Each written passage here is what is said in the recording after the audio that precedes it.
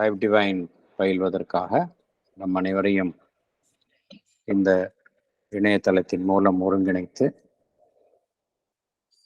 இந்த நல்ல வாய்ப்பினை நமக்கு அருளியுள்ள பகவானுக்கும் ஸ்ரீ அன்னைக்கும் நமது நன்றியையும் வணக்கத்தையும் அவர்களது பொற்பாதங்களில் சமர்ப்பிப்போம்.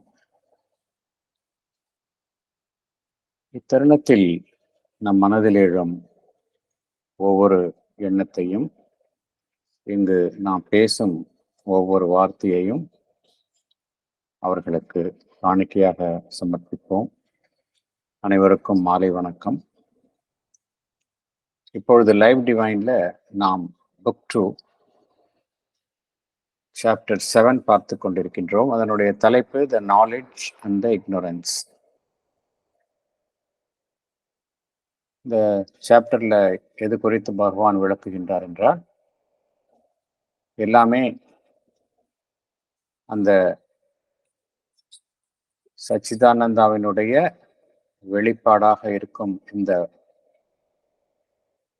உலகத்தில் எவ்வாறு இந்த இக்னோரன்ஸ், அறியாமை என்பது உட்புகுந்தது, ஏற்பட்டது என்பது குறித்து தான் விளக்குகின்றார். போன செஷன்ல பேராகிராஃப் 6, 7, 8 பார்த்தோம். இந்த செஷன்ல பேராகிராஃப் 9 பார்க்கலாம்.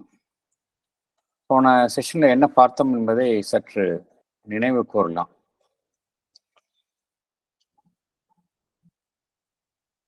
அடிப்படையில் எப்படி இந்த இக்னோரன்ஸ் உருவாயிற்றது என்றால், இந்த மனம்தான் அதற்கு காரணம். மனம் என்ன செய்கின்றது? ஒரு குறிப்பிட்ட விஷயத்தை கையில எடுத்துக்கொண்டு அதில் மாத்திரமே கவனம் செலுத்துகின்றது. மற்ற விஷயங்கள் குறித்து அது கவனம் செலுத்துவது இல்லை. அதனால் இந்த பர்டிகுலரைசேஷன் ஆஃப் மைண்ட் என்ன செய்கின்றது? மற்றவைகள் குறித்த அறியாமையை ஏற்படுத்துகின்றது. ஸோ அடிப்படையில் இதுதான் காரணம் என்று கூறுகின்றார். இதற்கு மூல காரணம் என்னவென்றால், அது பிரபஞ்ச அளவிலேயே அந்த அமைப்பு அவ்வாறு தான் பிரிந்து வந்த நிலையில் செயல்படுகின்றது. அதனுடைய விளைவாக இறுதியாக ஏற்படுவதுதான் மனதினுடைய செயல்பாடு என்றும் பகவான் கூறியிருந்தார்.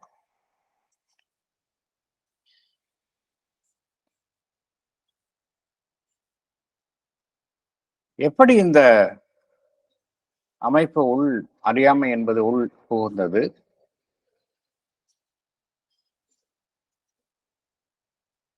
ஏனென்றால் எல்லாமே பிரம்மன் என்று கூறுகின்றோம். மனமும் பிரம்மனினுடைய அம்சமாக இருக்கின்றது. அத்தகைய நிலையில் எவ்வாறு இந்த அறியாமை உள்ளே புகுந்தது என்று நாம் எண்ண வேண்டியுள்ளது. புத்திசம், மாயாவாதம் இதெல்லாம் இந்த பிரச்சனையை அவர்கள் வேறு விதமாக கையாண்டார்கள். புத்தர் என்ன கூறினார் என்றால், ஒரு தனிப்பட்ட அமைப்பு என்பதே கிடையாது, எல்லாமே ஒரு பொய்யான அமைப்பு, பண்டில் ஆஃப் சம்ஸ்காராஸ் தான். The moment you exhaust your karmas, you can get the liberation. முக்தி அடைவது ஒன்றுதான் வழி என்று புத்திசம் கூறியது. மாயாவாதிகள் என்ன கூறினார்கள் என்றால், அனைத்துமே மாயைதான். இந்த அறியாமை எதனால் இருக்கின்றது என்றால், இந்த மாயை குறித்த அறியாமையில் நாம் இருக்கின்றோம். எப்பொழுது அந்த பிரம்மன் ஒன்றுதான் உண்மை, மற்றவையெல்லாம் உண்மை அல்ல என்கின்ற உண்மையை அறிகின்றோமோ, அப்பொழுது இந்த அறியாமையிலிருந்து விடுபடுகின்றோம், இந்த உலக வாழ்விலிருந்தே நாம் விடுபடுகின்றோம் என்று ஒரு தீர்வை வழங்கியது. ஆனால் இத்தகைய விளக்கங்கள் மனித மனதை திருப்திப்படுத்துவதாக அமைவது இல்லை. ஏனென்றால் இந்த அடிப்படையான பிரச்சனை, இந்த உலகத்தில் காணப்படும் பிரச்சனைகளுக்கு, துன்பங்களுக்கு எது காரணம், அடிப்படையான காரணம், ஃபண்டமெண்டல் ப்ராப்ளம் எது என்பதை இத்தகைய கருத்துக்கள் தெளிவாக விளக்கவில்லை.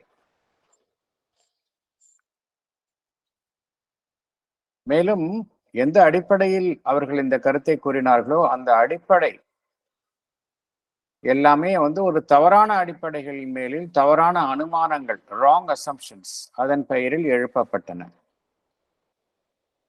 மூல காரணங்களை கண்டறியாமல் வெறும் மேற்போக்கான விஷயங்களில் மாத்திரமே கவனம் செலுத்தின. ஆகினால் பகவான் என்ன கூறுகின்றார்? நாம் மூல காரணத்தை கண்டறிய வேண்டும், ரூட் லெவல் டயக்னோசிஸ். அப்பொழுதுதான் எப்படி வியாதிக்கு வந்து அந்த ரூட் லெவல் டயக்னோசிஸ், எது வியாதிக்கு முக்கியமான, எது வந்து அடிப்படை காரணம் என்று கண்டறிந்து அதற்கான சிகிச்சையை அளிக்கின்றோமோ அதே போலத்தான் இதையும் கையாள வேண்டும். அதற்கு பதிலாக ஒரு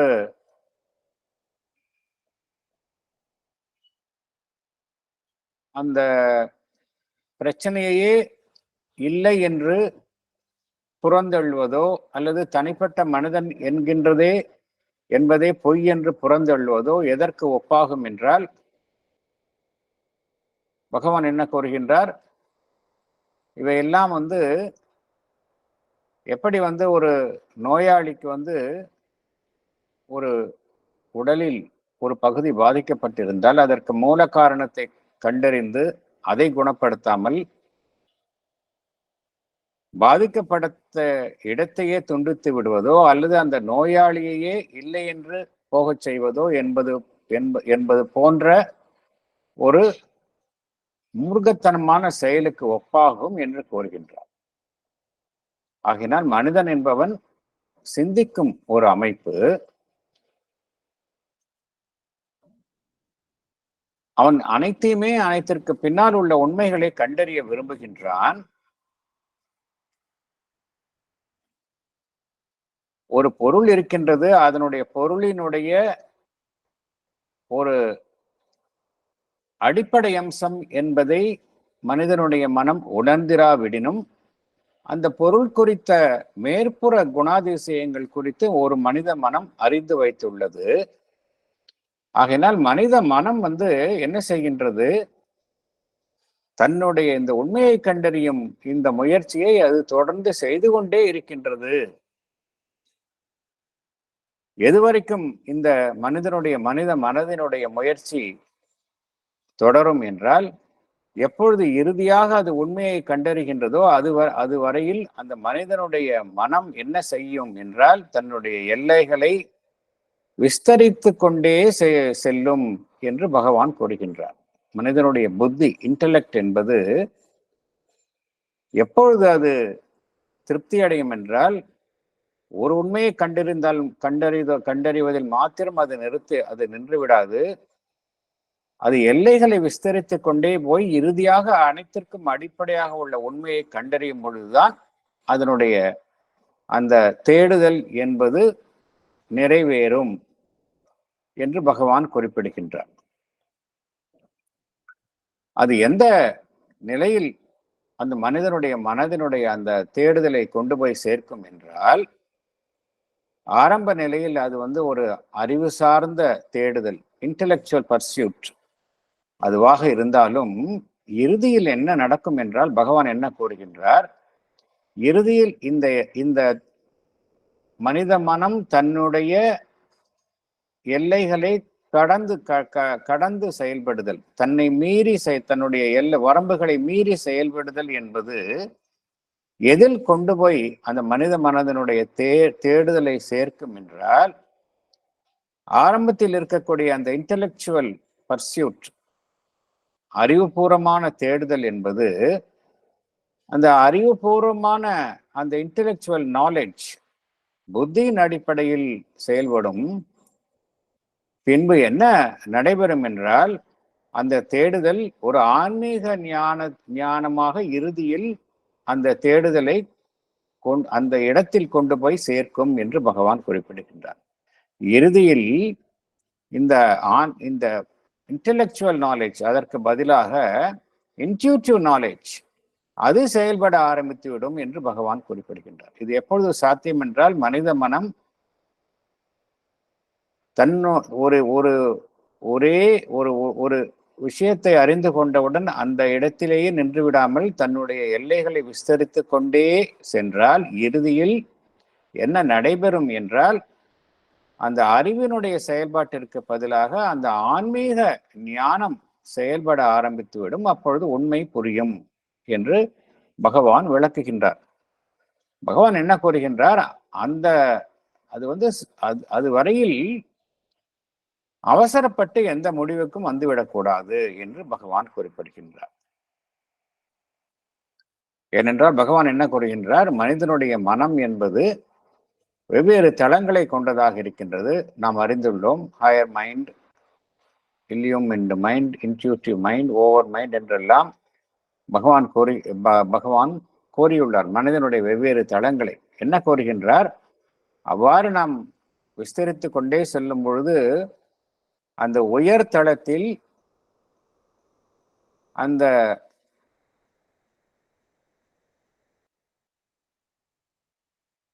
உண்மையான ஞானம் என்பது எந்த தளத்தில் இருக்கின்றது என்றால் அந்த அந்த ட்ரூத் கான்சியஸ்னஸ், சூப்பர் மைண்ட், அந்த தளத்தில் தான் இருக்கின்றது. அதற்கு கீழ் என்ன தளம் இருக்கின்றது என்றால் அந்த மேல் மன தளம், ஓவர் மைண்ட், அது இருக்கின்றது. இந்த அதிமனம் கீழே உள்ள அந்த ஓவர் மைண்ட், இது இரண்டும் ஒரு ஒரு பிரிவு. இவை இரண்டுக்கும் இடையில் ஒரு மூடி போன்ற ஒரு அமைப்பு இவை இரண்டு அமைப்புகளையும் பிரித்து வைத்துள்ளது. அதை மனித மனம் கடந்து மேல் எழும்பியவுடன் அந்த பிரிவினைக்கு பதிலாக அந்த ஒருமைத்தன்மையை உணர முடியும். மனித மனம் அறியாமையிலிருந்து முழு ஞானத்தை அடையும் என்று பகவான் குறிப்பிடுகின்றார். ஆகையினால் என்ன கூறுகின்றார்? இந்த செயல் பூர்த்தியாகும் வரை மனித மனம் பொறுமையோடு அந்த உண்மையை கண்டறிவதற்காக காத்திருக்க வேண்டும் என்று பகவான் குறிப்பிடுகின்றார். எதையும் அவசரப்பட்டு முடிவுக்கு வந்து விடாமல் பொறுமையோடு நாம் முயற்சியை மேற்கொண்டால் நமக்கு இறுதியாக உண்மை என்பதை அடைவோம் என்று பகவான் குறிப்பிடுகின்றார். நம் மனிதன் என்பவன் தற்பொழுது அறியாமை என்கின்ற நிலையில் இருந்தாலும் அந்த நிலையில் இருந்து கொண்டே மனிதன் அந்த ஞானத்தை நோக்கி மனிதன் தொடர்ந்து தன்னுடைய முயற்சிகளை செய்து கொண்டே இருக்க வேண்டும் என்று கூறுகின்றார். அந்த இறுதியாக அந்த எல்லையை கடந்தவுடன் மனிதன் எதை அடைகின்றான் என்றால் அந்த உண்மையை அடைகின்றான். ignorance meets the truth. அறியாமை என்பது எதை அறியாமை என்கின்ற நிலை மாறி உண்மை, அந்த முழு ஞானம் என்கின்ற நிலையை மனித மனம் எட்டும் என்று பகவான் குறிப்பிடுகின்றார். இது எப்பொழுது சாத்தியம் என்றால் அந்த மேல் மனம், அதற்கு மேலே உள்ள அந்த சூப்பர் மைண்ட், இவை இரண்டுக்கும் இடையில் இருக்கக்கூடிய அந்த ஒரு மூடி போன்ற அமைப்பு. அந்த மூடி போன்ற அமைப்பு தான் அந்த முழு ஞானம், முழு ஒருமை என்கின்ற அம்சத்தை உடைய அந்த அதிமனதையும் சூப்பர் மைண்டையும், கீழே உள்ள அந்த ஓவர் மைண்ட், அந்த இடத்தில் இருந்துதான் பிரிவினை என்பது உண்டாகின்றது. அந்த இடத்தில் தான் அறியாமை என்பதும் உருவாகின்றது. இவை இரண்டையும் பிரிக்கக்கூடிய அந்த ஒரு அமைப்பு, ஒரு மூடி போன்ற அமைப்பு. அந்த மூடி போன்ற அமைப்பு எப்படி இருக்கின்றது என்று பகவான் விவரிக்கின்றது என்றால், அதன் வழியே அது ஒரு ஒளி பொருந்திய ஒரு அமைப்பாக இருக்கின்றது. லியூமினஸ் அப்ஸ்கியூரேஷன் என்று பகவான் குறிப்பிடுகின்றார். இதை ஹிரண்மய பாத்ரா என்றும் குறிப்பிடப்படுகின்றது. இதை மனிதனுடைய மனம் கடந்தவுடன் அந்த அதிமானச உணர்வு நிலையை எட்டுகின்றது. அதில் முழு ஞானம் பெறுகின்றது, முழு உண்மையை அது அடைகின்றது, முழு உண்மையை அது அறிகின்றது என்று பகவான் குறிப்பிடுகின்றார். இதுவரையில் இதை எட்டும் வரையில் மனிதனுடைய மனம் திருப்தி அடைந்து விடாமல் தன்னுடைய முயற்சியை தொடர்ந்து செய்து கொண்டே இருக்க வேண்டும். ஆகையினால் மனிதனுடைய மனதை நாம் புறக்கணிக்க கூடாது என்கின்ற கருத்தை குறிப்பிடுகின்றார் பகவான். we should not abandon the mind அப்படிங்கிறார். அது அறியாமைக்குட்பட்ட நிலையில் செயல்பட்டாலும் அதை நாம் புறக்கணிக்க கூடாது என்று பகவான் குறிப்பிடுகின்றார். மனிதனுடைய மனம் செயல்பட்டு கொண்டே அதனுடைய எல்லைகளை கடந்து மேலே எழுந்து செல்லும் பொழுதுதான் அது அந்த உண்மையை என்கின்ற அந்த உண்மை எங்கு இருக்கின்றதோ அந்த நிலையை அது எட்டுகின்றது என்று பகவான் குறிப்பிடுகின்றார். இது வரைக்கும் தான் நம்ம பேராகிராஃப் 6, 7, 8 பார்த்தோம். பேராகிராஃப் 9லேருந்து மேலே தொடரலாம். பேராகிராஃப் 9 தொடர்வதற்கு முன்னால் அது குறித்த ஒரு சிறிய குறிப்பு நான் கூற விரும்புகின்றேன். பேராகிராஃப் 9ல் பகவான் எது குறித்து விளக்குகின்றார் என்றால், இந்த அறியாமை, இக்னோரன்ஸ், இந்த இக்னோரன்ஸ் என்பது என்ன, இந்த நாலேஜ் என்பது என்ன, இது குறித்த விளக்கங்கள் எவ்வாறு ரிக்வேதத்தில் கூறப்பட்டுள்ளன. ரிக்வேதத்தில் வேதகாலத்து ரிஷிகளால் அவர்களுடைய ஒரு மறைமுகமான ஒரு மொழியில், மிஸ்டிக் லாங்குவேஜ், அதில் எவ்வாறு இந்த நாலேஜ் என்றால் என்ன, இக்னோரன்ஸ் என்றால் என்ன என்பது கூறப்பட்டுள்ளது என்று பகவான் மிகவும் அழகாக விளக்குகின்றார். ரிக்வேதத்தில் எவ்வாறு இந்த நாலேஜ்னா என்ன, இக்னோரன்ஸ்னா என்ன என்பது குறித்து விளக்கப்பட்டது என்பது குறித்து தான் அதில் கையாளப்பட்ட சொற்கள், சொற்பிரயோகங்கள், அதில் கையாளப்பட்ட சங்கேத குறியீடுகள், அவைகளின் மூலமாக பகவான் இந்த பேராகிராஃப் 9 முழுவதுமே அது குறித்து தான் விளக்குகின்றார். நாம் மேலே செல்லலாம்.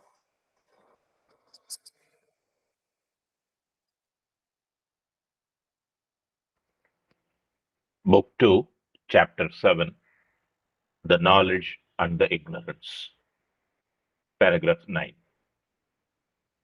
We have then to scrutinize more closely than we have yet done the character and operation of this principle, or this power of ignorance, and arrive at a clearer conception of its nature and origin. And first, we must fix firmly in our minds what we mean by the word itself. The distinction between the knowledge and the ignorance begins with the hymns of the Rig Veda. Here, knowledge appears to signify a consciousness of the truth, the right, Satyam, Rutam, and of all that is of the order of the truth and right. Ignorance is an unconsciousness, asiti, of the truth and right, an opposition to its workings, and a creation of false or adverse workings. Thank you, sir. Thank you. Explanation.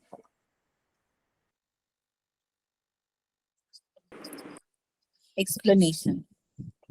We must scrutinize more closely the character and operation of this principle or this power of ignorance. We must know clearly its nature and origin. We find the distinction between the knowledge and the ignorance in the hymns of the Rig Veda. Here, the knowledge appears to signify a consciousness of the truth, Satyam, the right, Rhythm, and of all that is of the order of the truth and right. Ignorance is an unconsciousness, asiti of the truth and right, an opposition to its workings, and a creation of false and adverse workings. Thank you. So ரொம்ப கிளியரா அவங்க ரிக்வேதத்தில் குறிப்பிட்டுள்ளது. இக்னோரன்ஸ்னா என்ன, நாலேஜ்னா என்ன, இந்த differentiation ரொம்ப ரிக்வேதத்தில் ரொம்ப ப்ரிசைஸாக கூறப்பட்டுள்ளதை பகவான் நமக்கு எடுத்து கூறியுள்ளார். நாமே படித்தால் அதை புரிந்து கொள்ள முடியாது. பகவான் அதனுடைய இன்டர்பிரிட்டேஷன் கொடுத்ததுனால நமக்கு ரொம்ப தெளிவாக புரிகின்றது.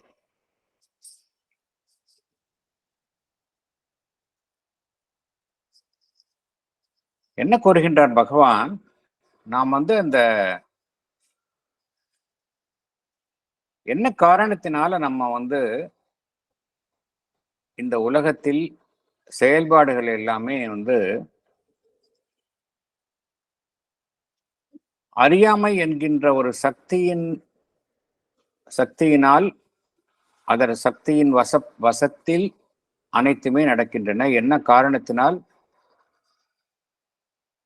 இந்த அறியாமையினுடைய செயல்பாடு, அதனுடைய அம்சம் இந்த உலகத்தில் மேலோங்கி காணப்படுகின்றது என்பதை நாம் சற்று ஆழமாக கண்டறிய வேண்டும் என்று பகவான் குறிப்பிடுகின்றார்.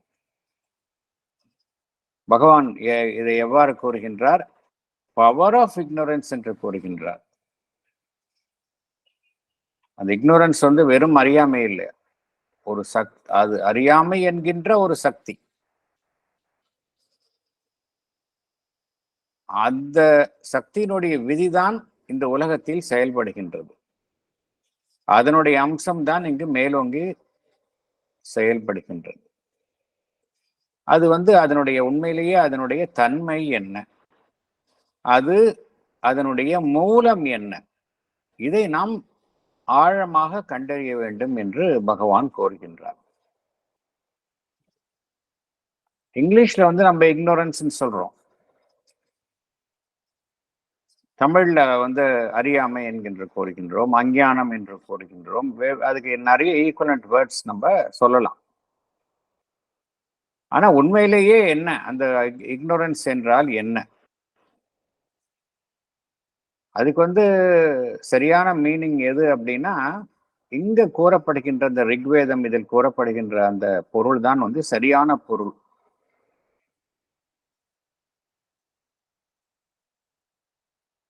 இந்த நாலேஜ் அண்ட் இக்னோரன்ஸ், ஞானம் அறியாமை அப்படின்னு தமிழ்ல சொல்லலாம். பட் அப்படியே எடுத்துக்கலாம். அது நாலேஜ் அண்ட் இக்னோரன்ஸ், இந்த வார்த்தையை நம்ம அப்படியே எடுத்துக்கலாம். மொழிபெயர்த்தா அது நம்ம கொஞ்சம் தப்பா புரிஞ்சுக்கிறதுக்கு வாய்ப்பு இருக்கு. நாலேஜ் அண்ட் இக்னோரன்ஸ், இது இரண்டுக்கும் இடையில் உள்ள அந்த வேறுபாடு ரிக்வேதத்தில் காணக்கூடிய அந்த ஹிம்ஸ் அதில் கூறப்பட்டுள்ளது. எவ்வாறு விளக்கப்பட்டுள்ளது என்றால், ரிக்வேதத்தில் நாலேஜ் என்பது எவ்வாறு விளக்கப்பட்டுள்ளது என்றால், it is a consciousness of the truth. உண்மையை அடிப்படையாக கொண்டுள்ள அந்த உணர்வு நிலை, கான்சியஸ்னஸ் ஆஃப் த ட்ரூத். அது மாத்திரமல்ல, த ரைட், இதைத்தான் சத்தியம் ரிதம் என்று விளக்கப்பட்டுள்ளது. வேறொரு வார்த்தையும் உண்டு, பிரகத் என்றும் அது விளக்கப்பட்டுள்ளது. பிரகத் என்றால் ஒயிட்னஸ், த வாஸ்ட், அதுதான் அர்த்தம். ஸோ இந்த 3 வார்த்தைகளின் மூலமாக ரிக்வேதத்தில் அந்த ட்ரூத் என்பது, அந்த நாலேஜ் என்பது விளக்கப்பட்டுள்ளது. அது எதனுடன் சம்பந்தப்பட்டதாக இருக்கின்றது என்றால் சூப்பர் மைண்ட், அதனுடன் சம்பந்தப்பட்ட அம்சங்களாகத்தான் இருக்கின்றது. ஏனென்றால் இந்த சூப்பர் மைண்டை விளக்கும் பொழுது, ரிக்வேதத்தில் எவ்வாறு அந்த சூப்பர் மைண்ட் குறித்து விளக்கும் பொழுது எவ்வாறு அது விளக்கப்பட்டது என்றால், சத்தியம் ரிதம் பிரகத் என்றுதான் விளக்கப்பட்டுள்ளது. ஸோ இந்த நாலேஜ் என்பது என்ன அர்த்தம் அப்படின்னா, அந்த சூப்ராமெண்டல் நாலேஜ் என்பதுதான் அர்த்தம். அந்த நாலேஜ் ஆஃப் ஒன்னஸ். ஏன்னா சூப்பர் மைண்ட் எப்பொழுதுமே அந்த ஒன்னஸ் தான் அதனுடைய அம்சம். ஸோ எவையெல்லாம் இந்த சத்தியத்திற்கும் அந்த rhythm, the right,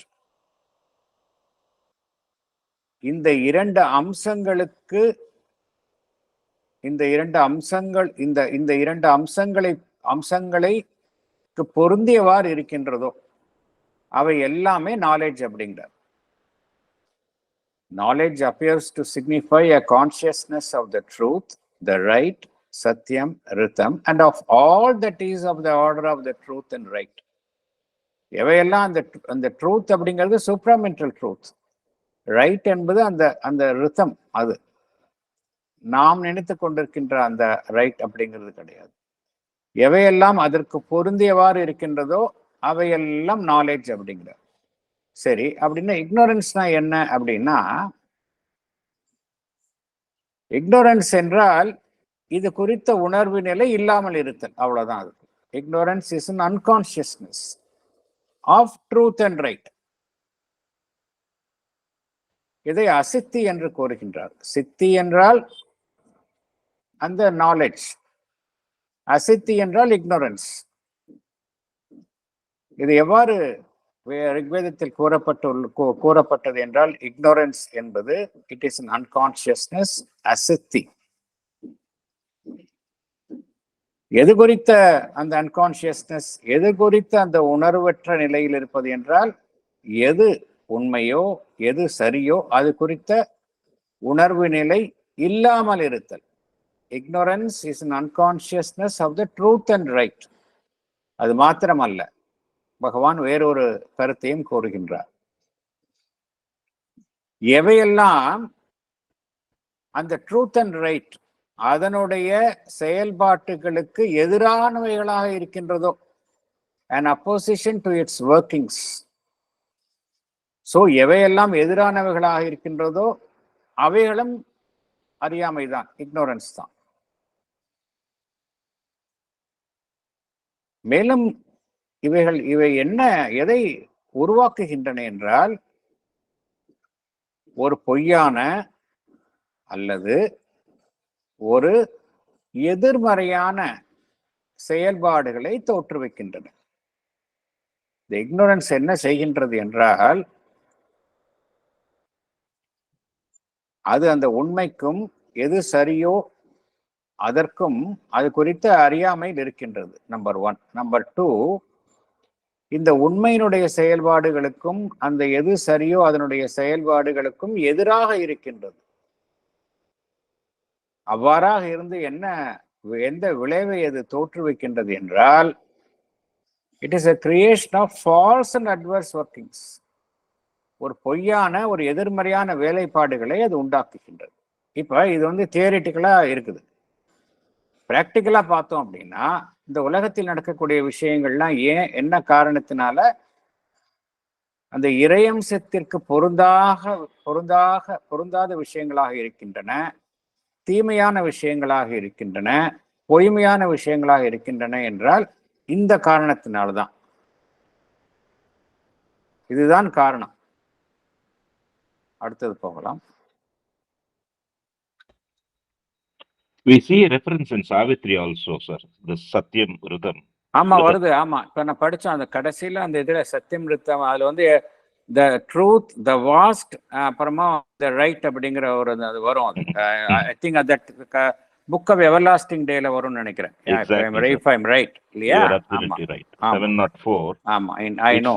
Yeah. It says, ascending out of the limiting breadths of mind, Yeah. they shall discover the world's huge design and step into the truth, the right, the vast. Yes. அப்படிங்கிறார். ஆமா. அதுக்கப்புறம் ஒரு 4 வரி கழிச்சு ஒரு அருமையான line. படிங்க sir, please. Welcome, படிங்க. அதுக்கப்புறம் 4 லைன்ஸ்க்கு அப்புறமா, but when the hour of the divine draws near, the mighty mother shall take birth in time. Yes. And God be born into the human clay in forms made ready by your human lives. Beautiful words. Yes, அதுதான். Of course, that is what happened. That is நிச்சயமா அது நடக்க போகுது. அடுத்தது போகலாம். Ignorance is the absence of the divine eye of perception, which gives us the sight of the supramental truth. It is the non-perceiving principle in our consciousness, as opposed to the truth-perceiving conscious vision and knowledge, asiti and siddhi. In its actual operation, this non-perceiving is not an entire inconscience. The inconscient sea from which this world has arisen, apraketam, Salilam. But either a limited or a false knowledge, a knowledge based on the division of the undivided being, founded upon the fragmentary, the little, opposed to the opulent, vast, and luminous completeness of things. It is a cognition which, by the opportunity of its limitations, is turned into falsehood and supported in that aspect by the sons of darkness and division, enemies of the divine endeavor in man, the assailants, robbers, coverers of his light of knowledge. Thank you. Thank you. Explanation. Sir படிட்டுங்களா? படிக்கட்டுமா Yes. Sir? Sir நீங்க படிங்க sir. Okay, thank you. We have seen that our mind is ignorant because it does not perceive the truth, whereas the divine eye of perception gives us the sight of the supramental truth. Ignorance is the absence of such a perception. Ignorance is the non-perceiving principle in our consciousness, that is asiti, as opposed to the truth-perceiving conscious vision and knowledge, that is siddhi. In its actual operation, this non-perceiving principle is not an entire inconscience. It is not wholly the inconscient sea from which this world has arisen. Apraketam salilam, inconscient ocean. It is either a limited or a false knowledge. This limited knowledge is based on the division of undivided being. It is founded upon the fragmentary, the little, opposed to the opulent, vast and luminous completeness of things. It is a knowledge, because of its limitations, turned into falsehood and supported in that aspect by the sons of darkness and division. These opposite elements are enemies of the divine endeavor in man, the assailants, robbers, coverers of his light of knowledge. Thank you. Thank you. Number 1, இந்த description எல்லாம் அப்படியே வர்பேட்டிம் பகவான் வந்து ரிக்வேதத்தினுடைய description தான் கொடுத்துருக்கிறார். எல்லாமே அங்க வந்து சிம்பாலிக்காக கூறப்பட்டுள்ளன. அது அப்படியே இங்கிலீஷ்ல பகவான் இங்க விவரித்துள்ளார். எப்படி வந்து அந்த ஃபால்ஸ்ஹுட், பொய்மை வந்து எப்படி வந்து எதனால் எவ்வாறு வர்ணிக்கின்றார் என்றால், sons of darkness and division, enemies of the divine endeavor in man, the assailants, robbers, coverers of his light and knowledge. இதெல்லாமே வந்து அந்த ரிக்வேதத்தில் உள்ள டிஸ்கிரிப்ஷன்ஸ் பகவான் இங்க கொடுத்துள்ளார். ஃபுல்லாவே ரிக்வேதத்தில் எப்படி இது குறித்த விளக்கங்கள் காணப்படுகின்றன. பகவான் என்ன கூறுகின்றார், ரிக்வேதத்தில் என்ன கூறப்படுகின்றது என்று பகவான் கூறுகின்றார், இந்த அறியாமை என்பது அந்த அறியாமை என்கின்ற உணர்வு நிலை. நம்ம ஏற்கனவே பார்த்தோம், it is unconsciousness of the truth and the right அப்படிங்கிறத பார்த்தோம். அங்கு எந்த அம்சம் காணப்படுகின்றது என்றால்,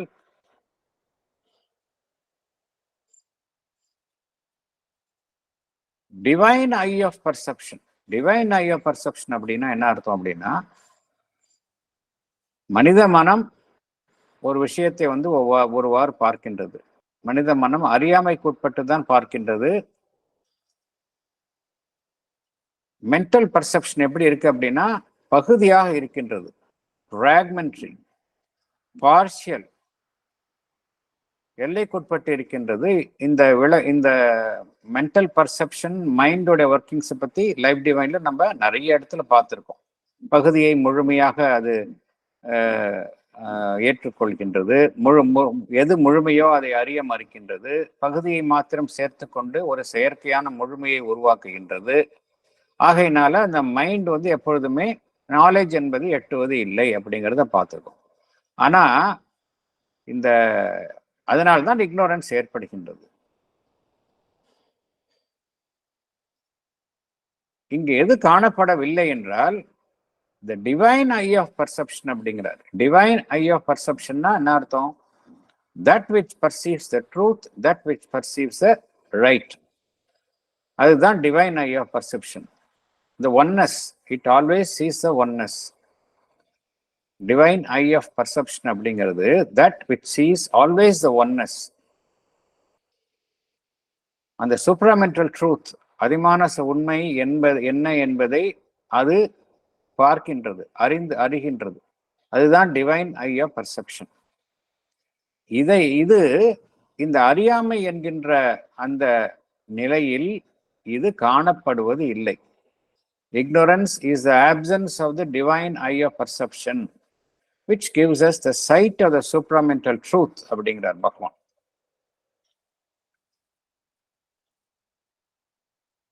பகவான் என்ன கூறுகின்றார்? இந்த அறியாமை என்பது என்ன என்றால், நம்முடைய உணர்வு நிலையில் எது உண்மையை கண்டறியாமல் இருக்கின்றதோ, நம்முடைய உணர்வு நிலையில் எது அந்த உண்மையை கண்டறியாமல் இருக்கின்றதோ அதுதான் அறியாமை என்கின்றார். It is a non-perceiving principle in our consciousness. நம்மளுடைய உணர்வு நிலையில எது அந்த உண்மையை கண்டறியாமல் இருக்கின்றதோ அதுதான் அந்த இக்னோரன்ஸ் என்று பகவான் குறிப்பிடுகின்றார். இது whereas நாலேஜ்னா என்ன அப்படின்னா, it is a truth perceiving conscious vision and knowledge. இந்த வித்தியாசத்தை விளக்குகின்றார். ரிக்வேதத்தில் கூறப்பட்டுள்ளதை தான் பகவான் இங்கு குறிப்பிடுகின்றார். ignorance என்பது என்ன என்றால், it is a non-perceiving principle in our consciousness. அப்படின்னா நாலேஜ்னா என்ன அப்படின்னா, it is a truth perceiving conscious vision and knowledge. உண்மையை அப்படியே கண்டறியும் அது. truth perceiving conscious vision and knowledge என்று பகவான் குறிப்பிடுகின்றார்.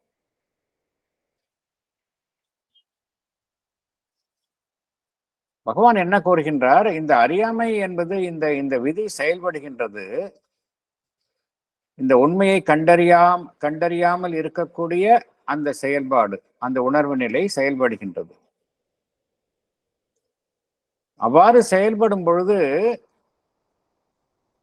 அது ஒரு ஒட்டுமொத்த உணர்வு நிலை என்கின்ற ஒரு நிலையில் இருந்து செயல்படுவது இல்லை அப்படிங்கிறார்.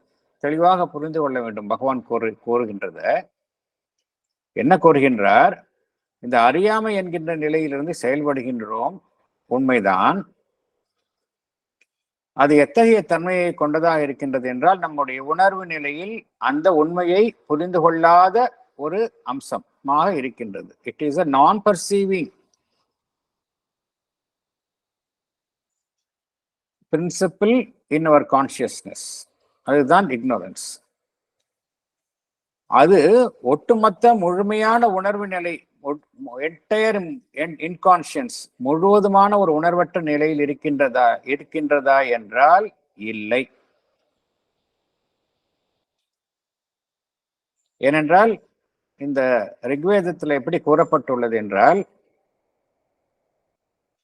இந்த உலகம் அதனுடைய அடிப்படை, அதனுடைய பேஸ் எவ்வாறு வர்ணிக்கப்படுகின்றது என்றால், அப்ரகேதம் சலீலம் என்று வர்ணிக்கப்படுகின்றது. இன்கான்ஷியன்ட் ஓஷன், அதிலிருந்துதான் இந்த உலகம் தோன்றியது என்று வர்ணிக்கப்படுகின்றது. அவ்வாறு இருந்தாலும் இந்த அறியாமை என்கின்ற உணர்வு நிலை அந்த ஒட்டுமொத்த உணர்வு நிலையை என்கின்ற அம்சத்தை கொண்டதாக இல்லை. அப்படி என்றால் எவ்வாறு இருக்கின்றது என்றால், அது ஒரு வரையறைக்குட்பட்ட அல்லது ஒரு பொய்யான ஒரு அறிவை கொண்டதாக இருக்கின்றது. either a limited or a false knowledge. அவ்வாறாகத்தான் இருக்கின்றதை ஒழிய ஒட்டுமொத்த உணர்வு நிலை, ஒட்டுமொத்த உணர்வற்ற நிலை என்கின்ற அம்சத்தை அது கொண்டதாக இல்லை அப்படிங்கிறார். either a limited or a false knowledge அப்படிங்கிறார். அத்தகைய ஒரு நாலேஜ், அறிவு என்பது எதன் அடிப்படையில் அது தோன்றியுள்ளது என்றால் அந்த பிரிவினை. ஏனென்றால் எல்லாமே நம்மளுக்கு அடிப்படையில அதனுடைய எது எது உண்மை என்றால் ஏகமாக எங்கும் வியாபித்துள்ள அந்த பிரம்மம் தான் உண்மை. அதுதான் உண்மை. ஏகமாக ஒருமையாக பிரிவினையே இல்லாமல் எங்கும் வியாபித்துள்ளதுதான் பிரம்மம். பிரம்மம் அதுதான் அடிப்படை எல்லாவற்றிற்கும். ஆனால் இந்த அறியாமை எப்படி செயல்படுகின்றது என்றால் அதற்குள்ளேயே ஒரு பிரிவினையை உண்டாக்குகின்றது. அதன் அடிப்படையில் ஏற்பட்ட அறிவு, அதன் அடிப்படையில் தான் இது செயல்படுகின்றது. சோ ஒரு லிமிட்டட் ஒர்க்கிங்ல தன்னை ஒரு வரையறைம்புக்கு உட்படுத்தி கொண்டு அந்த எல்லைக்குள் அது செயல்படுகின்றது. Knowledge based on the division of undivided being அப்படிங்கிறார். அதுதான் இந்த இந்த இக்னோரன்ஸ் என்பது. ஒட்டுமொத்த அறியாமை கிடையாது. It is a false knowledge, limited knowledge based on the division of undivided being அப்படிங்கிறார். இது எதன் அடிப்படையில் அமைந்துள்ளது?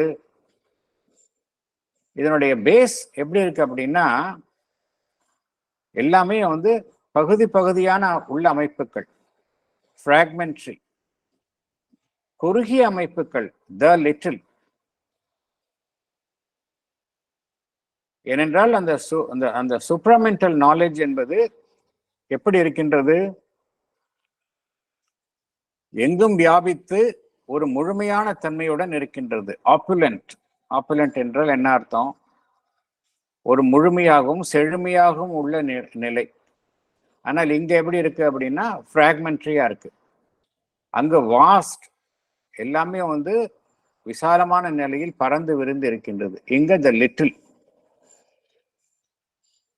மேலும் அந்த சூப்ராமெண்டல் நாலேஜ் எப்படி இருக்கின்றது என்றால் லியூமினஸ் கம்ப்ளீட்னஸ் ஆஃப் திங்ஸ், ஒரு ஒளி பொருந்திய ஒரு முழுமையுடன் காணப்படும் அமைப்புகளாக அந்த சூப்ராமெண்டல் நாலேஜ் அதன் அடிப்படையில் அமைந்துள்ளது. அதுதான் நாலேஜ். இங்கு அதற்கு எதிரான நிலைகளில் அமைந்துள்ளது எல்லாமே. based on the division of undivided being, founded upon the fragmentary, the little opposed to the opulent, vast and luminous completeness of things என்று பகவான் குறிப்பிடுகின்றார். இந்த வரையறைம்புக்கு உட்பட்டு செயல்படும் ஒரே காரணத்தினால என்ன நடைபெறுகின்றது என்றால் ஒரு தவறு நடைபெறுகின்றது. வரையறைக்குட்பட்டு ஒன்றை புரிந்து கொண்டு அதன் அடிப்படையில் ஒரு அறிவை அதை எட்டும் பொழுது ஒரு தவறு நடைபெறுகின்றது. என்ன தவறு நடைபெறுகின்றது என்றால்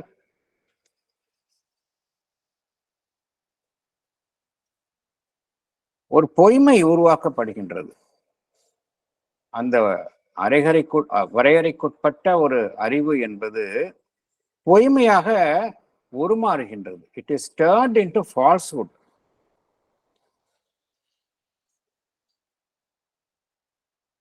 இதற்கு பின்னணியில் இருக்கக்கூடிய அமைப்புகள் எல்லாமே, அம்சங்கள் எல்லாமே எத்தகையதாக இருக்கின்றது என்றால் அந்த இறை அம்சத்தினுடைய செயல்பாட்டிற்கு எதிரான அம்சங்களாக இருக்கின்றன. பகவான் எவ்வாறு விவரிக்கின்றார் என்றால் supported in that aspect by the sons of darkness and division. இதெல்லாம் ரிக்வேதத்தினுடைய ஒரு ஃபிகரேட்டிவ் ஸ்பீச், சிம்பாலிக்கா அவ்வாறு விளக்கப்பட்டுள்ளது. sons of darkness and division, enemies of the divine endeavor in man, the assailants, robbers, coverers of his light of knowledge. அதாவது இருளான சக்திகளினுடைய ஒரு புதல்வர்கள், sons of darkness and division, enemies of the divine endeavor in man. இந்த இறை சக்தியினுடைய அந்த முயற்சிகளுக்கு மனிதன் மனிதனுக்குள் இறைவன் ஆற்றப்படும் செயல்கள் அனைத்திற்கும் எதிராக செயல்படுபவை. enemies of the divine endeavor in man, the assailants. அது மாத்திரமல்ல, அவைகள் நம்மை தாக்குகின்றன. ராபர்ஸ், நம்மிடமிருந்து எதையோ பறிக்கின்றன. Coverers of his light of knowledge, நம்முடைய அந்த ஞானம் என்கின்ற அந்த ஒளியை என்ன செய்கின்றது? அது மூடி மறைக்கின்றது. இதெல்லாம் ரிக்வேதத்தில் கூறப்பட்டும் அந்த சிம்பாலிக் லாங்குவேஜ் அவ்வாறு விவரிக்கப்படுகின்றது. இது எல்லாமே எதை ஒட்டிய அம்சங்களாக வர்ணனைகளாக காணப்படுகின்றன என்றால் அந்த இக்னோரன்ஸ், அறியாமை என்பது எவ்வாறு ஏற்படுகின்றது, இல்லை முதல்ல லிமிட்டேஷன் ஏற்படுகின்றது. அந்த லிமிட்டேஷன் என்கின்ற காரணத்தினால ஒரு பொய்மை அங்கு உருவாகுகின்றது. இது எல்லாமே இதற்கு பின்னணியில இந்த இறை சக்திகளுக்கு எதிரான சக்திகள் பின்னால் இருக்கின்றன, பின்னால் இருந்து செயல்படுகின்றன என்பது குறித்துதான் பகவான் இங்கு விளக்குகின்றார்.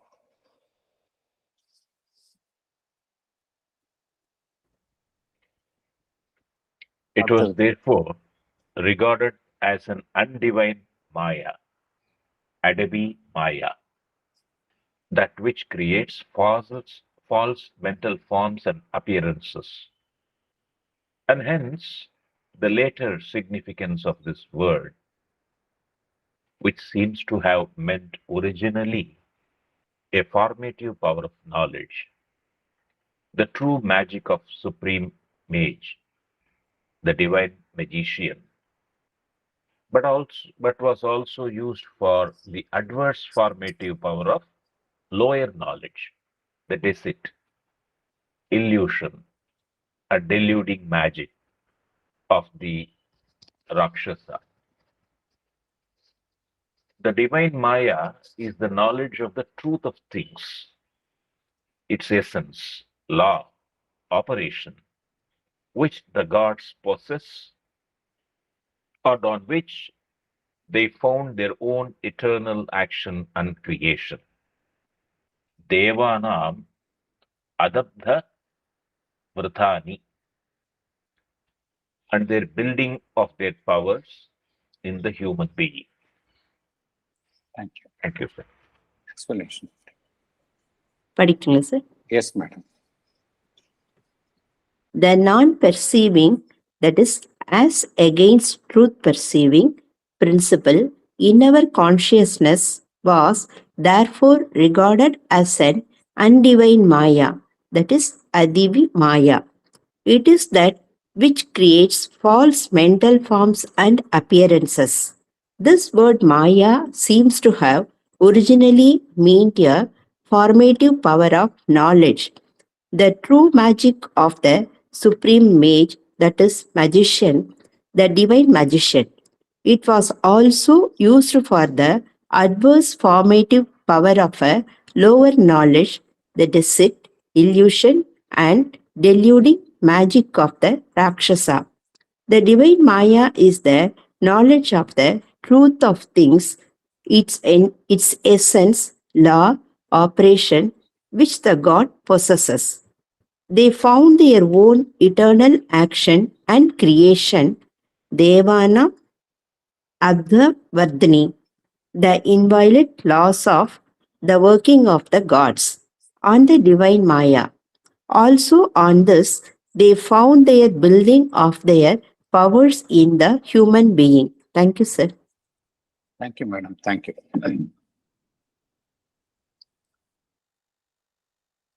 ப்ரீவியஸ் பேராகிராஃப்ல பகவான் என்ன கூறியிருந்தார்? இந்த நாலேஜ், ட்ரூத் என்பது எதனால் கண்டறியப்படுகின்றது என்றால் டிவைன் ஐ ஆஃப் பர்செப்ஷன் என்று கூறியிருந்தார். Divine eye of perception, the consciousness that perceives the truth என்று கூறியிருந்தார். அதே சமயம் இந்த அறியாமை என்பது எவ்வாறு விளக்கப்பட்டது என்றால் it is a non-perceiving principle of our consciousness.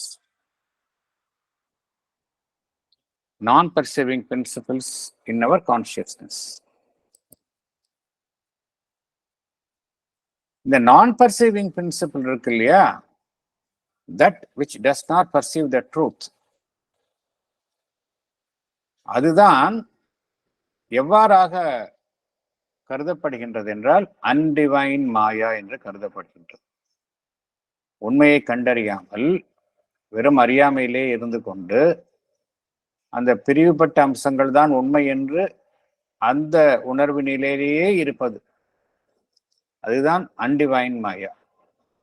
Divine மாயா என்றால் that which perceives the truth. இதைத்தான் பகவான் இவ்வாறு விளக்குகின்றார். அதேவி மாயா என்று பகவான் விளக்குகின்றார். அன்டிவைன் மாயா அது என்ன செய்கின்றது என்றால், ஒரு பொய்யான மனம் சார்ந்த வடிவங்களையும் தோற்றங்களையும் அது உருவாக்குகின்றது. It is that which creates a false mental forms and appearances. மாயா என்ற வார்த்தை ஒரிஜினலா அதனுடைய வேதாந்திக் டிஸ்கிரிப்ஷன் என்னவென்றால், அதனுடைய எவ்வாறு கருதப்பட்டது என்றால், ஒன்றை உருவாக்கும் சக்தி, அது குறித்த அந்த அறிவுதான் மாய சக்தி என்று கூறப்பட்டது. ஃபார்மேட்டிவ் பவர் ஆஃப் நாலேஜ், ஒன்றை உருவாக்கும் அந்த அறிவு, ஞானம், அதுதான் அந்த மாயா என்பது. இந்த ஏகமாக இருக்கக்கூடிய அந்த பிரம்மன் பன்முக தோற்றங்களையுடைய வெவ்வேறு வடிவங்கள், உருவங்கள், மாறுபட்ட தோற்றங்களை உடைய இந்த அமைப்புகளை உருவாக்குகின்றான். அதுதான் டிவைன் மாயா என்பது. டிவைன் மாயா அப்படி என்றால், மாயா என்கின்ற வார்த்தையினுடைய உண்மையான அர்த்தம் என்னவென்றால், it is a creative power. Creative power என்பதுதான் அந்த மாயா என்கின்ற வார்த்தையினுடைய பொருள். இந்த கிரியேட்டிவ் பவர் யார் அந்த சக்தியை பிரயோகிக்கின்றார் என்றால், அந்த divine, the supreme magician. Divine எப்படி செயல்படுகின்றார் என்றால், இஸ் எ டிவைன் மெஜிஷியன்.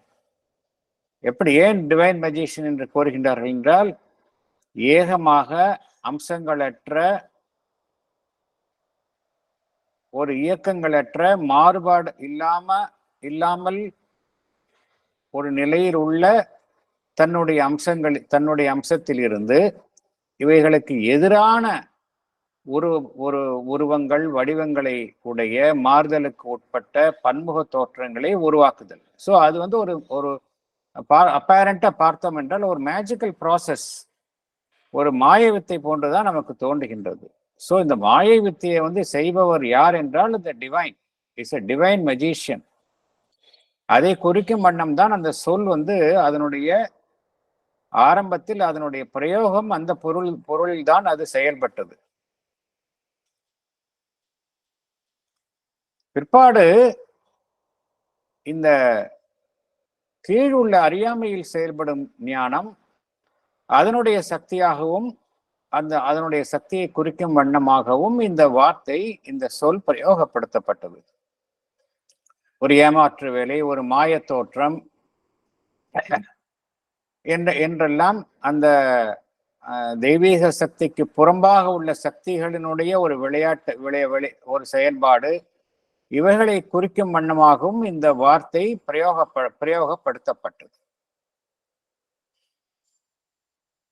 இந்த divine Maya, that is the knowledge of the truth of things, அதனுடைய சாராம்சம், விதி எவ்வாறு செயல்படுகின்றது என்பது குறித்துத்தான் என்கின்ற அம்சங்களை இந்த தெய்வங்கள் தன்னுள் கொண்டிருந்தன, which the gods possesses என்று பகவான் குறிப்பிடுகின்றார். காட்ஸ் என்றால் இங்க இந்த வேத காலத்து கடவுள்கள், அந்த கான்டெக்ட்ல தான் பகவான் குறிப்பிடுகின்றார்.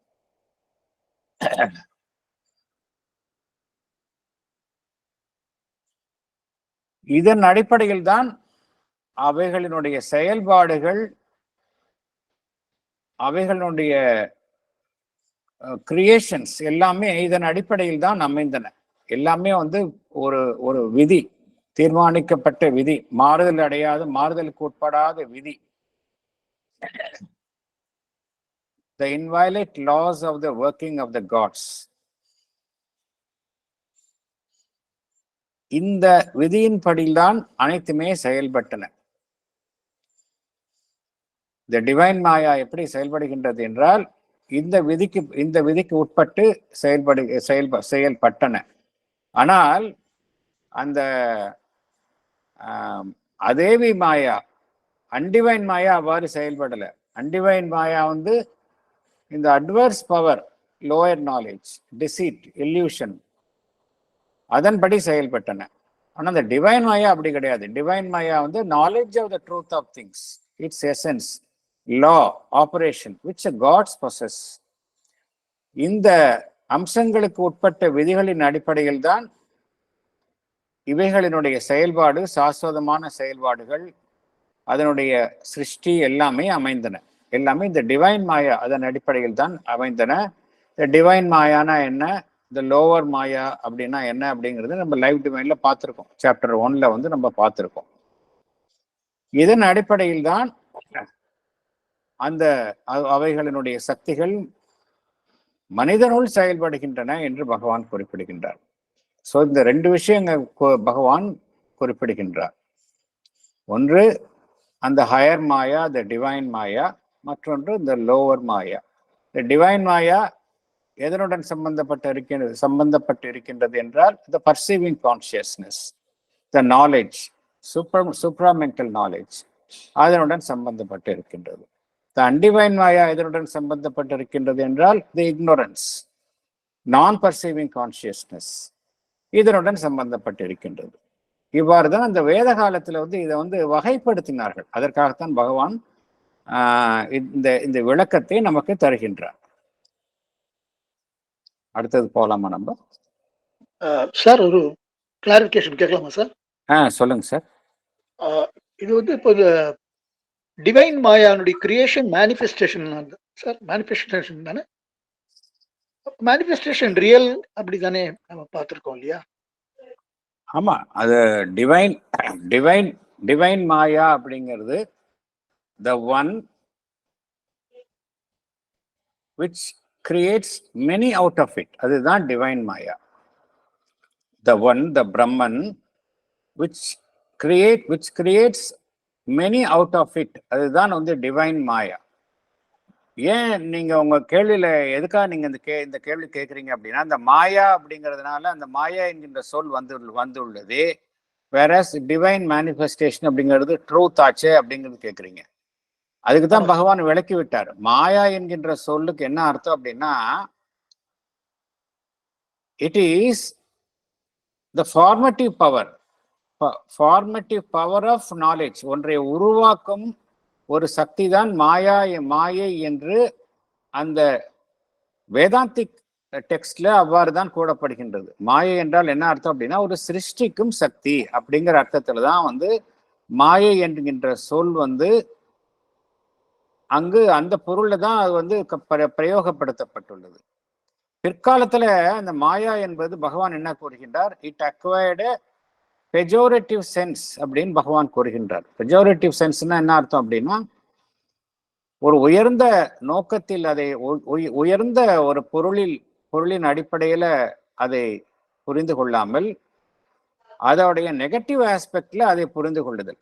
இட் அக்வயர்டு பெஜோரேட்டிவ் சென்ஸ் என்று பகவான் குறிப்பிடுகின்றார். மாயா அப்படின்னா என்ன அப்படிங்கிறதுக்கு பகவான் வந்து ரொம்ப நீண்ட விளக்கத்தை தருகின்றார்.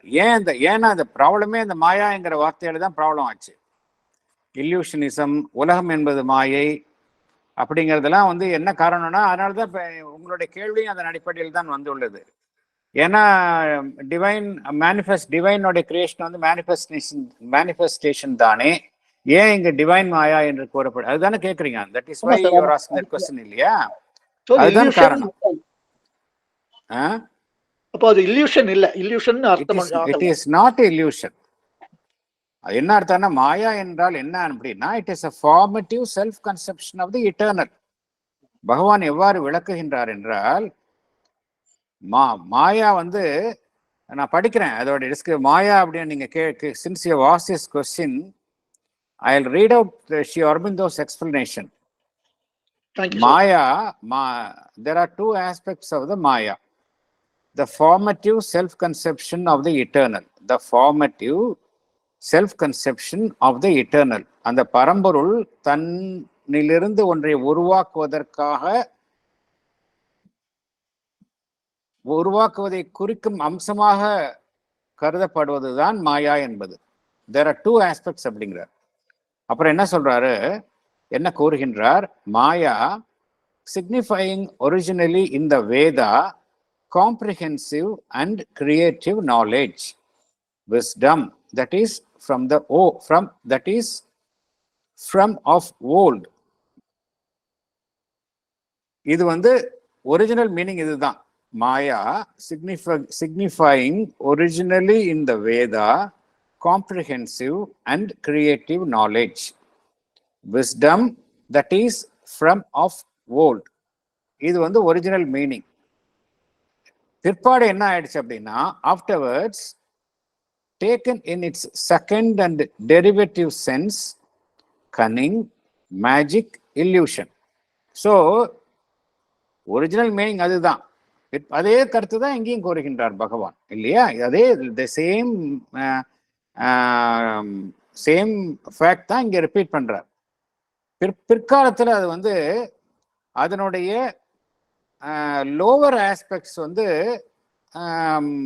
Taken in its second and derivative sense. கன்னிங்காக இருக்கிறது மாயை அப்படிங்கிறோம், மேஜிக், இல்யூஷன் அப்படிங்கிறோம். மேலும் என்ன கூறுகின்றார் பகவான், in this second significance. So 2 ஆஸ்பெக்டுக்கு மாயாக்கு. ஒன்று டிவைன் மாயா, அதுதான் கிரியேட்டிவ் நாலேஜ், வாஸ்ட் வேதத்தில் அவ்வாறு தான் அது குறிப்பிடப்படுகின்றது, comprehensive and creative knowledge. Okay, இது ஃபர்ஸ்ட் ஆஸ்பெக்ட். செகண்ட் ஆஸ்பெக்ட் எப்படின்னா, derivative sense,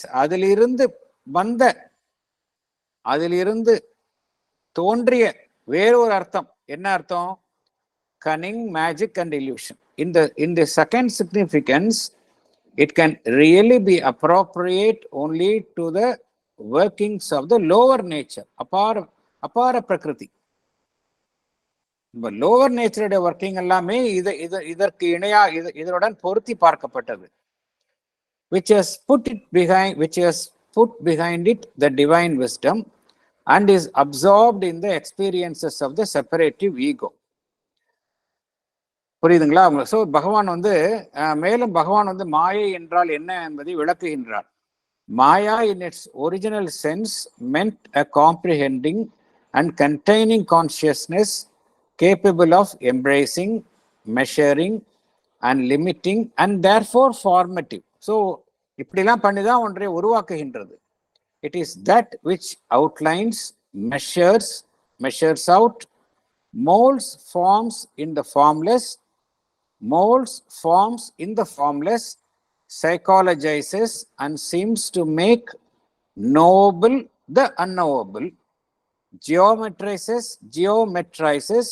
and seems to make measurable the limitless. அதாவது அளவிட முடியாததை அளவுக்கு உட்படுத்துகின்றது, அறிய முடியாததை அறியும்படி செய்கின்றது. இதெல்லாம் அந்த மாயையுடைய ஒரிஜினல் சென்ஸ் ஆஃப் மீனிங் அதுதான். Later the word came from its original sense of knowledge, skill, intelligence to acquire a pejorative sense of cunning, fraud, illusion, and it is in the figure of an enchantment or illusion that is used by the philosophical systems. யாருன்னா அப்படின்னா later on அந்த மாயாவாத அந்த தத்துவம் அடிப்படையாக கொண்ட மாயாவாதிகள்லாம் இந்த அர்த்தத்தெல்லாம் use பண்ண ஆரம்பிச்சிட்டாங்க. மாயா அப்படின்னா அந்த உலகம் என்பது மாயை, பொய் அப்படின்னு யூஸ் பண்ண ஆரம்பிச்சிட்டாங்க. ஆனா வேதத்துல அப்படி இல்லை அப்படிங்கிறத ரொம்ப பகவான் பியூட்டிஃபுல்லா எக்ஸ்பிளைன் பண்றாரு. இது குறித்த விளக்கங்கள் நீங்க நிறைய பார்க்கலாம்.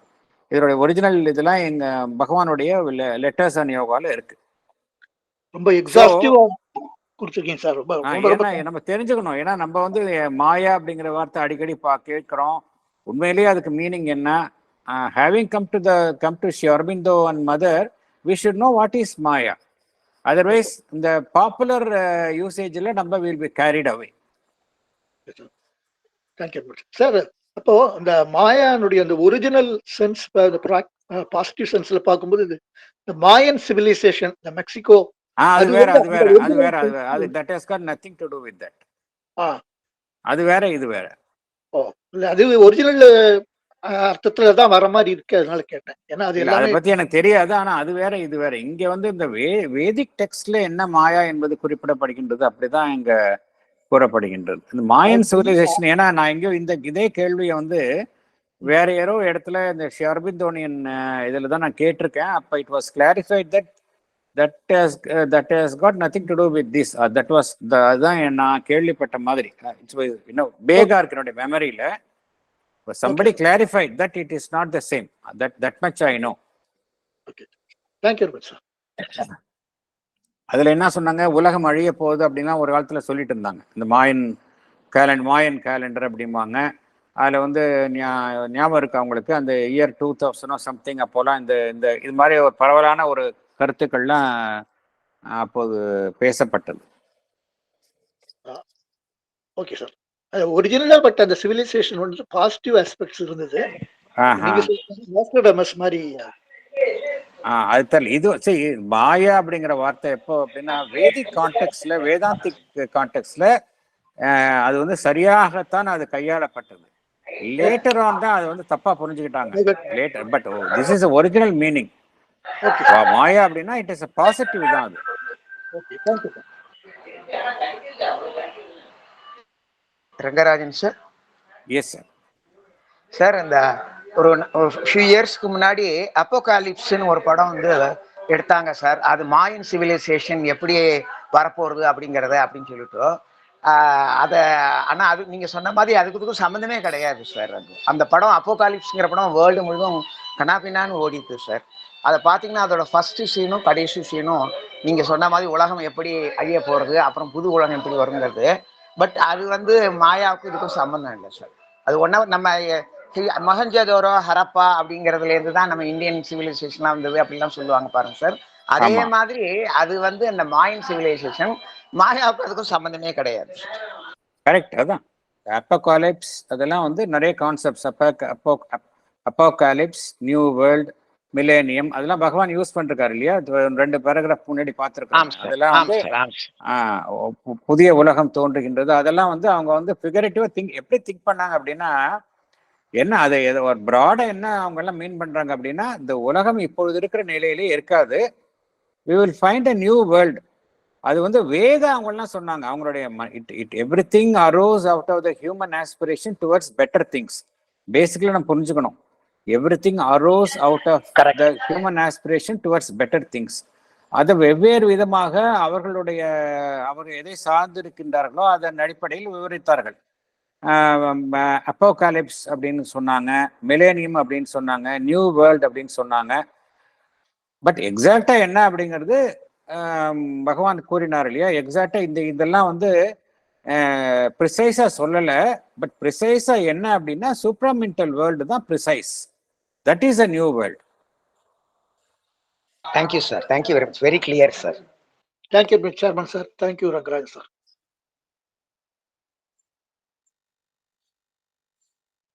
அடுத்தது போகலாமா?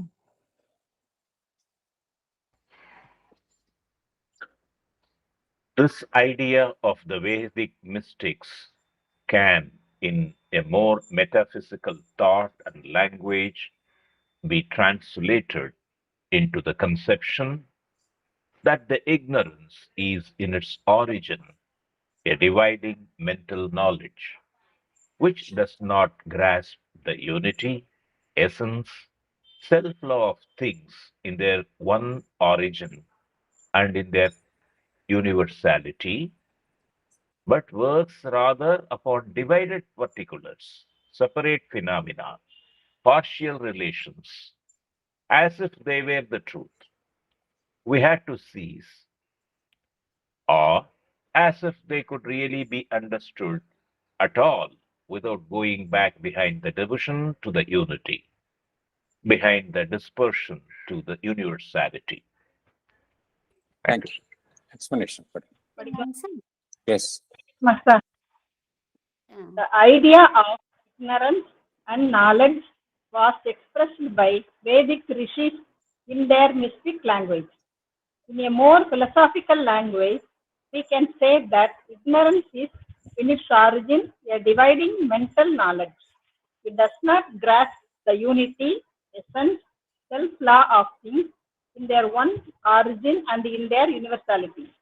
It works rather upon divided particulars, separate phenomena, partial relations, as if they were the whole truth, or as if these separate phenomena could really be understood at all without considering the unity behind the division, without considering the university behind the dispersion. Thank you, sir. Thank you. இப்போ நம்ம இது வரைக்கும் பகவான் வந்து இது வரைக்கும் previous portion வரைக்குமே வந்து வேதிக் டெக்ஸ்ட்ல வந்து அவங்களுடைய மிஸ்டிக் லாங்குவேஜ்ல எப்படி விவரித்துள்ளார்கள் என்பதை கூறினார்.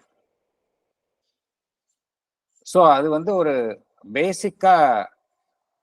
பேசிக் கான்செப்டாக பகவான் அதை விளக்கினார். இதை பேஸ் பண்ணி எப்படி இதை நம்ம வந்து இன்னும் மோர் புரியுற மாதிரி எல்லாமே வேதிக் டெக்ஸ்ட்ல வந்து எல்லாமே வந்து மிஸ்டிக் லாங்குவேஜ்ல இருக்கும், சிம்பாலிக் லாங்குவேஜ்ல இருக்கும். அதை வந்து இன்டெலெக்சுவலா நம்ம எப்படி புரிஞ்சுக்கலாம், நம்மளுடைய பிலசாபிக்கல் லாங்குவேஜ்ல எப்படி புரிஞ்சுக்கலாம் அப்படிங்கிறத ஒரு சிம்பிளிஃபை பண்றார். அதை பேஸா வச்சுட்டு பகவான் எப்படி எப்படி என்ன கூறுகின்றார், அதை சிம்பிளிஃபை பண்றார். சிம்பிளிஃபை பண்ணி இன் மோர் இன்டெலெக்சுவலி அண்டர்ஸ்டாண்டபிள் ஃபார்ம்ல நம்ம கொடுக்கிறார். என்ன கூறுகின்றார், அறியாமை, இக்னோரன்ஸ் எதன் அடிப்படை, அதனுடைய மூலம் என்ன அப்படின்னா, இட் இஸ் அதனுடைய மூலம் எதிலிருந்து வருகின்றது என்றால் dividing mental knowledge. Dividing mental knowledge என்றால் என்ன அர்த்தம் அப்படின்னா,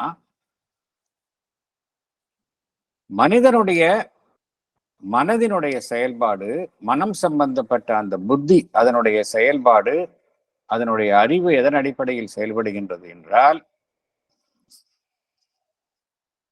ஒன்றை எடுத்துக்கொண்டு அதை பகுதியாக மாத்திரமே பார்த்து அதை கையாண்டு அதிலிருந்து ஒரு விஷயத்தை அது அறிய முயலுகின்றது, ஒரு முடிவுக்கு வருகின்றது.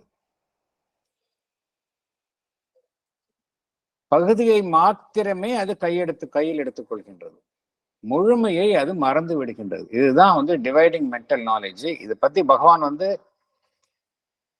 லைஃப் டிவைன்லயே ஆல்மோஸ்ட் எவ்ரி சாப்டர்ல இருக்கும். ஏன்னா பகவான் ஏன் இதுக்கு ரொம்ப ஸ்ட்ரெஸ் கொடுக்குறாரு அப்படின்னா, this is a principal cause of all ills of this world. உலகத்தில் நடக்கக்கூடிய அவ்வளவு பிரச்சனைகளுக்கும் இதுதான் காரணம், டிவைடிங் மென்டல் நாலேஜ் தான் காரணம். அதனால்தான் லைஃப் டிவைன்ல பகவான் வந்து ஆல்மோஸ்ட் இன் எவ்ரி சாப்டர் நம்ம பார்த்துருக்கலாம், மைண்டினுடைய செயல்பாடு எப்படி இருக்கு, பகுதியை எடுத்துக்கொள்கின்றது, பகுதியை முழுமையை நினைத்துக் கொள்கின்றது அப்படிங்கிறது. சாவித்திரியிலையும் பார்த்தோம் அப்படின்னா frequent reference to the dividing mental, அதுக்கு நம்ம பார்க்குறோம். ஸோ இந்த டிவைடிங் மென்டல் நாலேஜ் தான் வந்து எதற்கு மூலமாக இருக்கின்றது என்றால் மனிதனுடைய அறியாமைக்கு. அறியாமை என்றால் அகைன் அறியாமைன்னா நம்ம லூசா அந்த அர்த்தத்துல புரிஞ்சுக்க கூடாது. அறியாமை என்றால் அறியாமை அந்த உண்மை என்னவோ, எது சரியோ, த ட்ரூத் அண்ட் த ரைட், சத்தியம் ரித்தம், அது குறித்த அறியாமையில் இருப்பது. எதனால் காரணம் என்றால் ட்ரூத் அப்படின்னா ட்ரூத் ஆஃப் ஒன்னஸ், அது குறித்து அறியாமல் இருக்கின்றோம். ஏன் இருக்கின்றோம் என்றால் நம்முடைய அந்த பிரிவினையை அடிப்படையாக கொண்டு செயல்படும் மனிதனுடைய மனம் சார்ந்த அறிவு, டிவைடிங் மென்டல் நாலேஜ். அதுக்கு அந்த ஒருமைத்தன்மையை அதனால வந்து புரிந்து கொள்ளவே முடியாது. எல்லா அமைப்புகளுக்கும் ஒரே விஷயம்தான் சாராம்சமாக இருக்கின்றது, எசென்ஷியல் ஒன்னஸ். எசென்ஷியாலிட்டி அப்படிங்கிறத நம்ம பார்த்தோம். எசென்ஷியாலிட்டினா என்ன அர்த்தம்னா, நிறைய விஷயம் இருக்கும், ஆனா அனைத்திற்கும் இருக்கக்கூடிய அந்த எசன்ஸ் வந்து ஒன்னாதான் இருக்கும். அந்த எசென்ஷியாலிட்டியை வந்து மனித மனம் புரிந்து கொள்ளவில்லை, ஒருமைத்தன்மையை புரிந்து கொள்ளவில்லை. ஒவ்வொரு பொருளும் எடுத்துக்கொண்டோம் என்றால் ஒவ்வொரு பொருளும் அதற்கென்றே உரிய விதியின் படிதான் செயல்படுகின்றன, செல்ஃப் லா ஆஃப் திங்ஸ். அதை மனித மனம் அறிய மறுக்கின்றது. ஆனா எல்லாத்துக்கும் பின்னாடி எல்லா விஷயங்களும் பார்க்கிறோம். தனித்தனியாக விஷயங்களை பார்க்கிறோம்.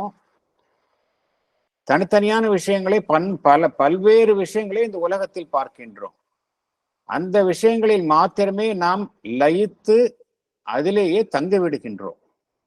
ஆனால் எதை நாம் மறந்து விடுகின்றோம் என்றால், எதை நாம் கவனத்தில் எடுத்துக் கொள்வது இல்லை என்றால், நம்ம அனைத்து விஷயங்களுக்கும், அனைத்து அம்சங்களுக்கும், அனைத்து விஷயங்களுக்கும், தோற்றங்களுக்கும் பின்னால் உள்ள அந்த ஒருமைத்தன்மையை நம்மால புரிந்து கொள்ள முடிவதில்லை. அனைத்து விஷயங்களுக்கும் இருக்கக்கூடிய பொதுவான அந்த சாராம்சமான விஷயத்தையும் நாம் கவனத்தில் ஏற்றுக்கொள்ள மறுக்கின்றோம். அனைத்து விஷயங்களுக்கும் அடிப்படையாக இருக்கக்கூடிய ஒரு விதி, அந்த அடிப்படை விதியையும் நாம் கவனத்தில் எடுத்துக்கொள்ள மறுக்கின்றோம். பகவான் என்ன கூறுகின்றார்?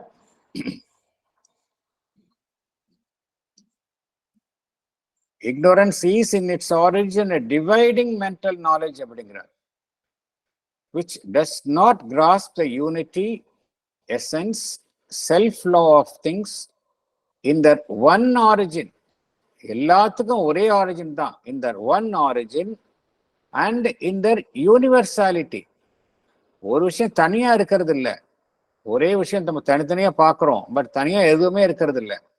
எல்லாமே யூனிவர்சல்ல பார்த்தோம் அப்படின்னா, பிரபஞ்ச ரீதியில ஒன்றுடன் ஒன்று பிரிக்க முடியாத வண்ணம் அவ்வாறுதான் இருக்கின்றன. பட் நம்முடைய அறியாமையின் காரணமாக நாம் தனித்து பார்க்கின்றோம்.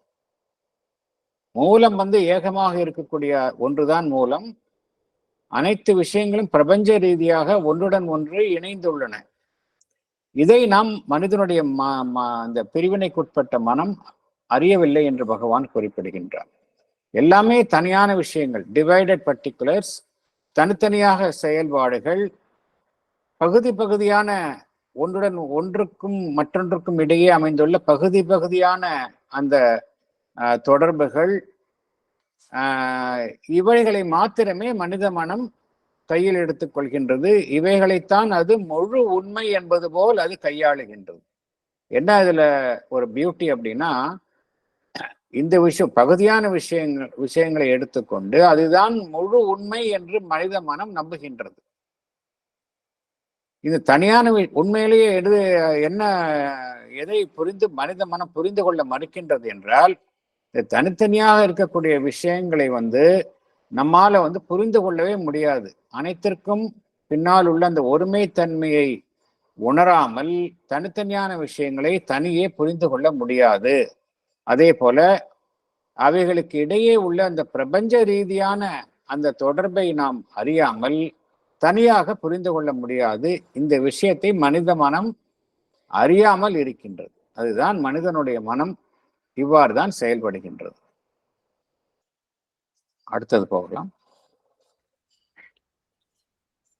The knowledge is that which tends towards unification and attaining to the supramental faculty seizes the oneness, the essence, the self-law of existence, and views and deals with the multiplicity of things out of that light and plenitude, in some sort as does the divine himself from the highest height whence he embraces the world. It must be noted, however, that the ignorance in this conception of it is still a kind of knowledge. But because it is limited, it is open at any point to the intrusion of falsehood and error. It turns into a wrong conception of things, which stands in opposition to the true knowledge. Thank you, sir. Thank you. Explanation. படிக்கட்டுங்களாங்க sir? Yes, madam. We can say that knowledge is that which tends towards unification. It attains to the supramental faculty. Therefore, it sees the oneness, the essence, the self-law of existence and views. It deals with the multiplicity of things out of that light and plenitude, that is fullness. It is in some way the divine himself doing things from the highest light, highest height from where he embraces the world.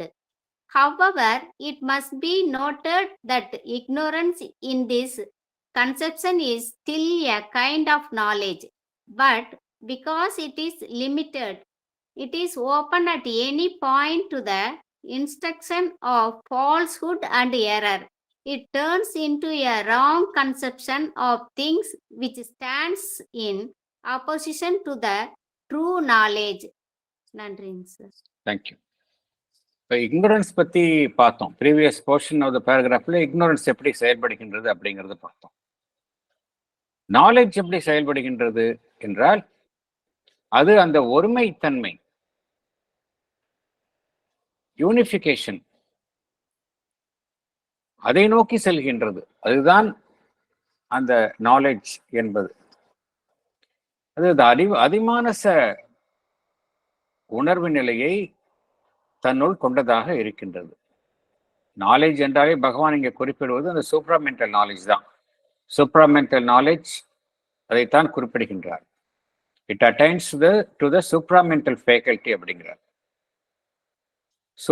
Supramental faculty அந்த அந்த அந்த அந்த திறனை அது அந்த உணர்வு நிலையை தன்னுள் அது கொண்டதாக இருப்பதினால் அதனால் அனைத்து விஷயங்களும் பல்வேறாக காணப்பட்டாலும் அனைத்திற்கும் பின்னால் உள்ள அந்த ஒருமைத்தன்மையை அது எப்பொழுதுமே அது கவனத்தில் எடுத்துக்கொள்கின்றது. அந்த ஒருமைத்தன்மையை அது நன்றாக அறிந்த வண்ணம் இருக்கின்றது. It Jesus the oneness. அனைத்து விஷயங்களுக்கும் சாரமாக இருப்பது ஒன்றுதான் என்பதையும் அது அறிந்துள்ளது, the essence.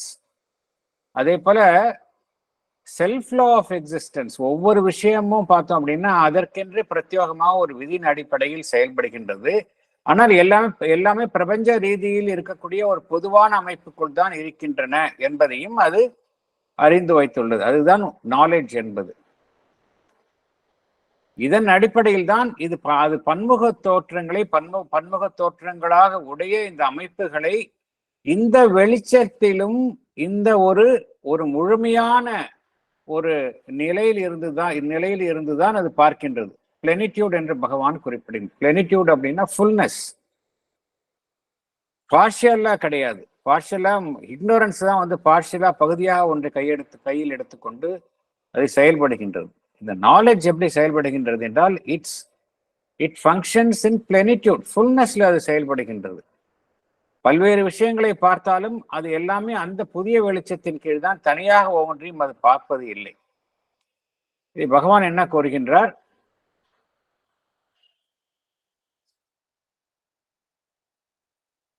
In some sort, as does the divine himself from the highest height whence he embraces the world. அந்த பரம்பொருளே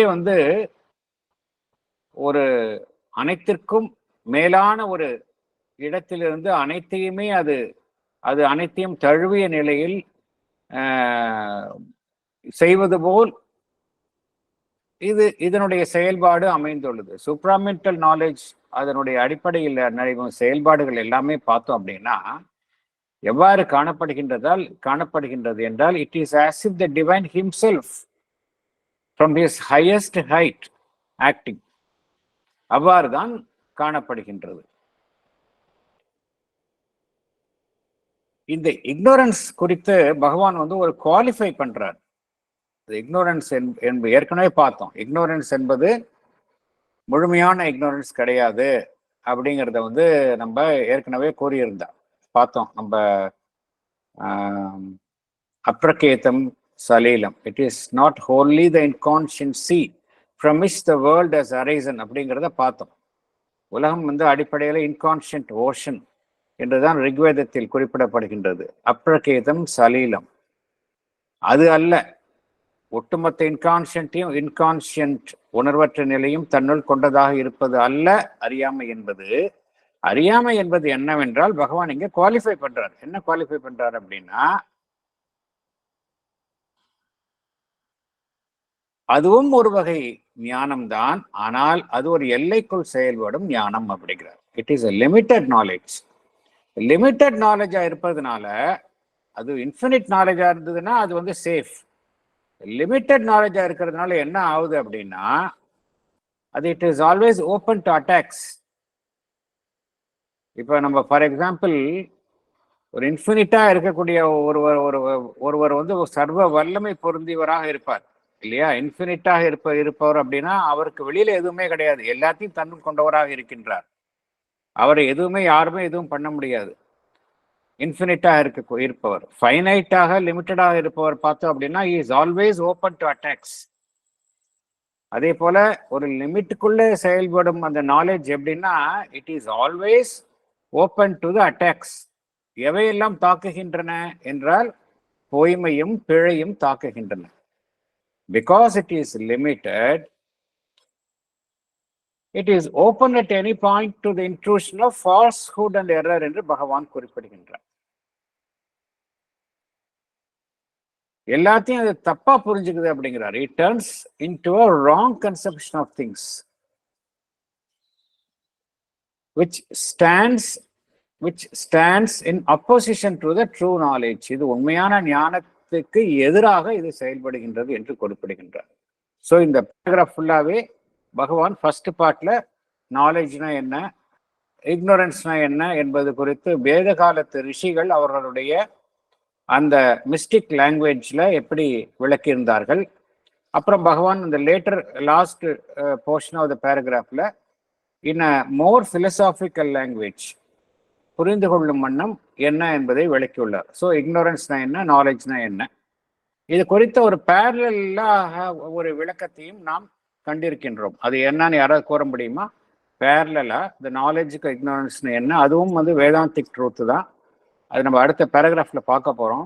பட் நம்ம நிறைய அதை பத்தி நம்ம படிச்சிருக்கிறோம். அது யார can anyone recall and del?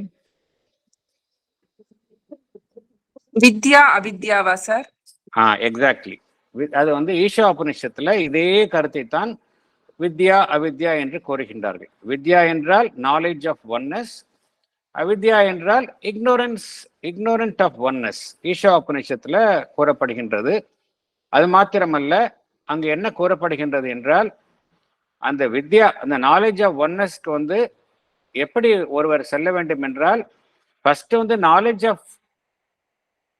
வந்து அந்த இக்னோரன்ஸ், அவித்யால இருந்துதான் நம்ம வித்யாவுக்கு போகணும். வெறும் வித்யாவிலேயே நாலேஜ் ஆஃப் ஒன்னஸ் மாத்திரம் இருந்தது அப்படின்னா that means you are blind என்றுதான் அந்த ஈஷோபனிஷத்தில் கூறப்படுகின்றது. ஸோ அதையும் நம்ம ஏற்கனவே நிறைய இடத்துல பார்த்துருக்கோம். நம்ம வந்து நாலேஜ் ஆஃப் மல்டிப்ளிசிட்டி அதிலிருந்து தான் நாலேஜ் ஆஃப் ஒன்னஸ்க்கு போகணும். வி ஷுட் பாஸ் ஃப்ரம் அவித்யா டு வித்யா.